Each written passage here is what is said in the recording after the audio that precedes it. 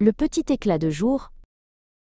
Au bord de l'étang calme, sous les feuilles protectrices d'un grand saule, une petite créature nommée Lumi venait de naître. Autour de lui, ses frères et sœurs s'agitaient déjà.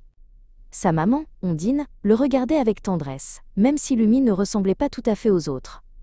Alors que les petits-nés ce matin-là avaient déjà des reflets brillants sur le dos, Lumi, lui, était d'un gris tout terne. Quand la nuit tomba sur la vallée, un spectacle merveilleux commença. Pico et Glint, les deux plus grands frères de Lumi, se mirent à scintiller. Leurs queues s'allumaient comme de petites lanternes magiques dans l'obscurité. Ils volaient en faisant des cercles, fiers de leur lumière qui chassait les ombres de la forêt. Lumi voulait faire comme eux. Il se posta sur une petite branche et poussa de toutes ses forces. Il contracta ses muscles, ferma les yeux très fort et essaya de s'allumer. Mais rien ne se passait.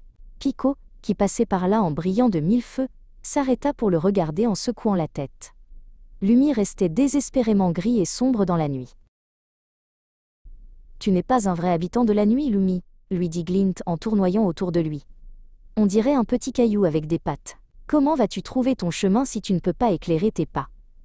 Lumi se sentit très triste. Il baissa la tête et regarda ses pieds. Il ne comprenait pas pourquoi il était si différent de sa famille. Le lendemain matin, Lumi prit une grande décision.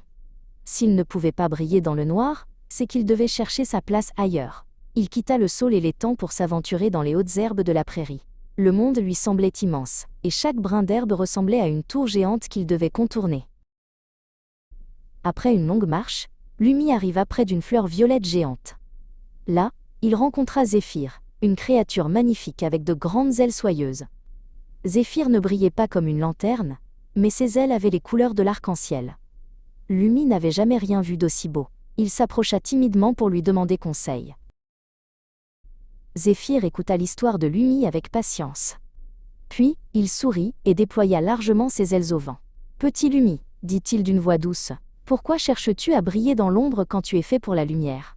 Tout ce qui brille n'appartient pas à la lune. Attends que le soleil se lève tout à fait, et tu verras. » Alors que le soleil commençait à pointer ses rayons au-dessus des collines, une étrange chaleur envahit le corps de Lumi. Sa peau grise et terne commença à picoter, puis à se craqueler. Sous le vieux manteau gris, quelque chose de nouveau et de vibrant cherchait à sortir. Lumi grimpa sur la pierre la plus haute pour mieux sentir la chaleur du jour. Soudain, deux grandes ailes dorées se déployèrent dans le dos de Lumi. Il n'était pas un insecte de nuit, il était un éclat de jour. Ses écailles captaient la lumière du soleil et la renvoyaient comme des milliers de petits miroirs. Zéphyr s'envola à ses côtés, et ensemble, ils entamèrent une danse aérienne dans le ciel matinal. Lumi retourna une dernière fois à l'étang pour dire au revoir à Ondine.